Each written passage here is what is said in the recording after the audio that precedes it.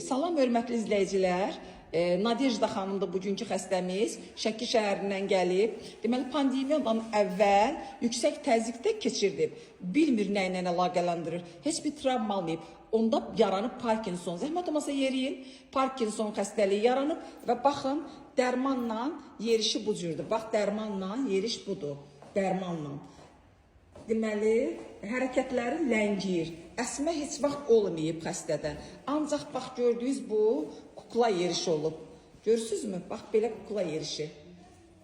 Ancaq onun xəstə üzünün düşməyin istəmirdi. Biz ancaq onun yanından görüntüsünü çəkirik. Görürsünüzmü? Xəstə yeriməkdə nə qədər çətinlik çəkir. Kognitiv simptomların üstünlüyü ilə gedən Parkinson sindromu deyək. Çünki hipertonik krizdən sonra yaranan simptomdur. Bir də yeriyin, zəhmət olmasa yerişinizi davam edin. Dönün görün. Aha. Gördüyünüz avtomat kukla yerişi.